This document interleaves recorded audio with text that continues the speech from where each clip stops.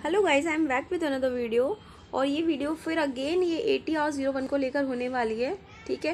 क्योंकि मेरे पास काफ़ी सारे डाउट्स आ रहे हैं कि ATR01 का इंग्लिश में करना है, हिंदी में करना है।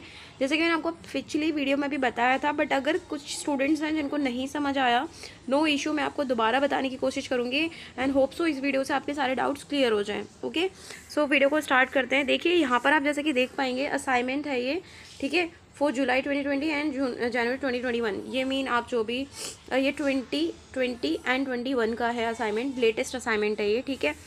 अब यहाँ पर देखिए, ये मैं आपको क्वेश्चन पेपर बताने वाली हूँ कि आपको करना कैसे है पूरा, ठीक है।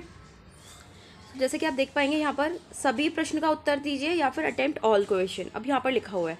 अब गाइस देखो, आपको एक बात ध्यान रखनी है, आपने अगर आपका मीडियम हिंदी है, आपने जो मीडियम चूज़ किया हुआ है वो आपने मीडियम हिंदी चूज़ किया हुआ है, समझ आया। मीन आप जो भी और सारे पेपर्स देते हो या फिर आपने सभी सब्जेक्ट जो चूज़ किए होंगे ना अपने जब एडमिशन लेते टाइम पे, रजिस्ट्रेशन करवाते टाइम पे, तो आपने अगर हिंदी चूज़ करी हुई है तो आपको ये हिंदी में करके आना है। अगर आपने इंग्लिश चूज़ करी हुई है तो इंग्लिश में करके आना है। बट वन मोर थिंग, एक बात ध्यान रखिए यहाँ पे, देखो मैं आपको एक चीज़ बताती हूँ। ये जो सब्जेक्ट है आपका, ये कौन सा सब्जेक्ट है, ये ट्रांसलेशन का है। आपको इसमें क्या करना होता है, आपको इसमें ट्रांसलेशन करनी होती है, ठीक है। तो आप ट्रांसलेशन का मतलब ही क्या है कि आपको हिंदी से इंग्लिश में कन्वर्ट करना है। सॉरी ये ज़्यादा हैवी है, एक सेकेंड पतला करते हैं इसको, ठीक है। सो एक सेकेंड, ये जैसे कि आप यहाँ पर लिखा हुआ दिख रहा होगा इन ये ट्रांसलेशन। तो ट्रांसलेशन का मतलब ही क्या है, हिंदी का इंग्लिश में करना है, इंग्लिश को हिंदी में करना है, ठीक है। तो अब मैं बताती हूँ आपको करना कैसे है। अब जैसे कि आप यहाँ पर ये देखोगे, फर्स्ट क्वेश्चन जो दिया हुआ है, ठीक है, translate the following pros into Hindi, आपको ये हिंदी में करना है। अब ये इंग्लिश में दिया हुआ है, ठीक है। आपने मीडियम कोई सा भी चूज़ किया हुआ है, हिंदी में किया है या फिर इंग्लिश मीडियम चूज़ किया है, आपने मीडियम कुछ भी चूज़ किया हो, एनीथिंग, बट आपको ये जो ओवरऑल ये जो पैराग्राफ ये जो दिख रहा है ना पूरा, ये आपको ये पैराग्राफ किस में करना है, ये आपको इंग्लिश में दिया हुआ है इस क्वेश्चन पेपर में, इसलिए आपको इस पैराग्राफ को HINDI आपको ये हिंदी में कन्वर्ट करके आना है। जो कि मैंने आपका पिछला जो मैंने एक वीडियो बनाया हुआ है उसमें इस पैराग्राफ को पूरा हिंदी में कन्वर्ट करके मैंने दिखाया हुआ है, ठीक है। तो आप वहाँ से क्या करोगे, बस आंसर नंबर, ये क्वेश्चन नंबर 1 लिखा हुआ है ना जो, तो वहाँ पर आंसर नंबर 1 लिखोगे और जो पूरा आंसर नंबर 1 मैंने हिंदी में किया हुआ है इस पैराग्राफ को, वो आपको कर देना है। पहली बात समझ आई, ठीक है। अब नेक्स्ट क्वेश्चन देखते हैं। ये जो पूरा पैराग्राफ है ना, यहाँ तक है ये पूरा, ठीक है, ये रहा ये पूरा, ये आपको पूरा ही पैराग्राफ इंग्लिश में दिया हुआ है, तो आपको इसको हिंदी में करके आना है, ठीक है। बार बार बोल रही हूँ, आपको इसको हिंदी में करना है। बेशक आपने मीडियम कोई भी चूज़ किया हो, इंग्लिश मीडियम है या हिंदी मीडियम है, कुछ भी है, आपको ये इंग्लिश में दिया है तो आपको हिंदी में करके आना है, ठीक है। बहुत बार रिपीट कर दिया, होप सो समझ आया हो। नेक्स्ट क्वेश्चन की बात करते हैं, ठीक है। तो नेक्स्ट क्वेश्चन आप जैसे कि देखेंगे यहाँ पे, निम्नलिखित गद्यांश को अंग्रेजी में अनुवाद कीजिए, ठीक है, या फिर फॉलोइंग, यहाँ पे कह रहे हैं translate the following pros into English. अब ये क्या करना है, ये हिंदी में दिया हुआ है, ठीक है। आप जैसे कि देख पाएंगे, ये जो पैराग्राफ है, राजा के दरबार में एक व्यापारी संदूक के साथ पहुंचा, ठीक है, ये जो आप देख सकते हैं, ये पूरा किस में दिया हुआ है, कौन सी लैंग्वेज है ये, आपको पता ही है, ऑफकोर्स पता है कि ये क्या है, आपकी हिंदी लैंग्वेज है, ठीक है। तो ये जो हिंदी में, सॉरी, ये जो हिंदी में पूरा पैराग्राफ दिया हुआ है ना, तो आपको इसको किस में कन्वर्ट करके आना है, ये हिंदी में दिया हुआ है इसलिए आपको इसको इंग्लिश में करके आना है, ठीक है। ये हो गई, ठीक है, ये समझ आया। ये आपको हिंदी में दिया हुआ है इसलिए इंग्लिश में करके आना है, जो चीज़ इंग्लिश में दी हुई है वो हिंदी में करके आनी है। नेक्स्ट आगे बढ़ते हैं। अब देखो, अब आपको यहाँ इशू रहता है इस वाले क्वेश्चन में कि ये कैसे करके आना है। अब ये थर्ड क्वेश्चन है, ठीक है। तो थर्ड क्वेश्चन में काफ़ी सारे बच्चों को इशू है यहाँ पर, क्योंकि लिखा हुआ है राइट शॉर्ट नोट्स ऑन, और या फिर लिखा है संक्षिप्त टिप्पणियाँ लिखिए। फर्स्ट नंबर का क्वेश्चन है जिसमें लिखा है वैज्ञानिक अनुवाद, या फिर लिखा हुआ है साइंटिफिक ट्रांसलेशन।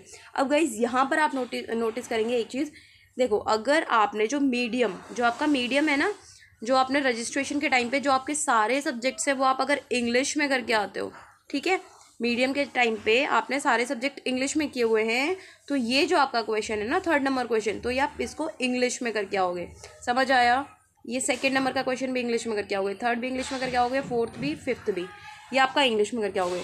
लेकिन जब आपने अगर रजिस्ट्रेशन करवाया था, आपने जो मीडियम चूज़ किया था वो आपका हिंदी में था, ठीक है, आपके सारे पेपर आप हमेशा हिंदी में ही देकर आते हो, तो आपको क्या करना है, आपको ये जो क्वेश्चन है वैज्ञानिक अनुवाद हिंदी करना है, बहु अनुवाद ये भी हिंदी में करना है, अत्यानुवाद ये भी हिंदी में, मतलब ये सारा हिंदी में करना है, समझ आया, ये आपको समझ आया होगा, ठीक है।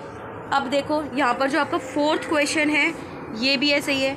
ये अगर आपने मीडियम हिंदी चूज़ किया हुआ है तो आप हिंदी में करके आइए, ठीक है, और अगर इंग्लिश चूज़ किया हुआ है तो इंग्लिश में करके आइए। ये जो सारे क्वेश्चंस हैं आपके उस पर डिपेंड करते हैं कि आपने हिंदी मीडियम है आपका या फिर आपका मीडियम इंग्लिश है। अगर इंग्लिश है तो इंग्लिश में करिए, हिंदी है तो हिंदी में करिए। होप सो आपको अच्छी तरीके से समझ आया हो। अब एक और मेरे पास क्वेश्चन आया था, देखो ये वाला है ना। अब यहाँ पर क्या हुआ है, translate the following words into Hindi, यहाँ डायरेक्ट लिखा हुआ है हिंदी में करना है। तो ये इंग्लिश में दिया हुआ है ना, इसको आपको हिंदी में कन्वर्ट करके आना है। समझ में आया? ट्रांसलेट करोगे आप हिंदी में। एक इम्पॉर्टेंट चीज़ सुनिए आप, मेरे को एक स्टूडेंट का डाउट आया था कि मैम अगर हम ये क्वेश्चन है जो आप ये जो भी हमारा ये क्वेश्चन पेपर है असाइनमेंट का, अगर ये हमें इसको हम अगर इंग्लिश में कर देते हैं तो क्या हम पेपर हिंदी में दे के आ सकते हैं, या फिर अगर हम इसको हिंदी में कर देते हैं तो क्या हम पेपर इंग्लिश में दे के आ सकते हैं। मैं दोनों ही आंसर्स के क्वेश्चंस करती हूँ। देखो गाइज, वैसे तो आपको ये आपके मीडियम के अनुसार करने हैं, जैसे कि क्वेश्चन में जो चीज़ बोली हुई है, अगर क्वेश्चन में बोला हुआ है हिंदी में करिए तो हिंदी में करो। जैसे कि यहाँ पर डायरेक्ट लिखा हुआ है हिंदी में अनुवाद करें, तो इसको हिंदी में ही करना है, ठीक है, चाहे आपने कोई भी ले रखा हो मीडियम, वो आपके ऊपर डिपेंड है, ठीक है। यहाँ पर डायरेक्ट लिखा हुआ है इंग्लिश में करिए, तो यहाँ पर आपको हिंदी में दिया हुआ है ये इंग्लिश में करना है। लेकिन जहाँ पर कुछ नहीं बोला हुआ, पहली बात तो मैं आपको बता चुकी हूँ कि जो चीज़ नहीं बोली हुई वो आपके मीडियम के अनुसार करनी है कि आपने हिंदी लिया है या इंग्लिश लिया है। अब हाँ, जो वो मैं मेन बात पे आती हूँ कि अगर आपने इंग्लिश में जैसे सपोज असाइनमेंट बना लिया, आपका असाइनमेंट इंग्लिश में बना लिया आपने, ठीक है, इंग्लिश, ठीक है, आपका असाइनमेंट जो है वो इंग्लिश में हो गया, लेकिन आप मीडियम हिंदी है आपका और पेपर आप हिंदी में देना चाहते हो, सो गाइज येस आप दे सकते हो, ठीक है, आप दे सकते हो। अगर आपने इंग्लिश में भी बना लिया है ना असाइनमेंट, ठीक है, आप इंग्लिश में बना लिया है और आप हिंदी में पेपर देना चाहते हो तो येस आप दे सकते हो। लेकिन मतलब मोस्टली चांसेस क्या रहते हैं, मतलब आपके अच्छा क्या रहता है, बेसिकली प्रॉब्लम तो कुछ भी नहीं है, लेकिन ज़्यादा बेटर जो रहता है वो यही रहता है, आपने अगर हिंदी में चूज़ किया है तो आप हिंदी में ही असाइनमेंट बना के आइए, और इंग्लिश में चूज़ किया है तो इंग्लिश में बना के आइए। बट अगर अनफॉर्चुनेटली आप बना लेते हो किसी भी लैंग्वेज में तो कोई प्रॉब्लम नहीं है, आप बना सकते हो।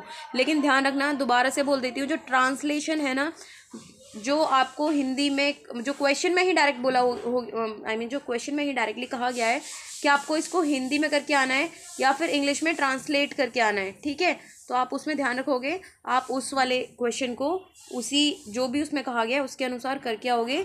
ओवरऑल आप पेपर किसी भी लैंग्वेज जो आपने जैसे कि अपने इंग्लिश में बनाया तो इंग्लिश में दीजिए, हिंदी में बनाया हिंदी में दीजिए। होप तो समझ आया होगा।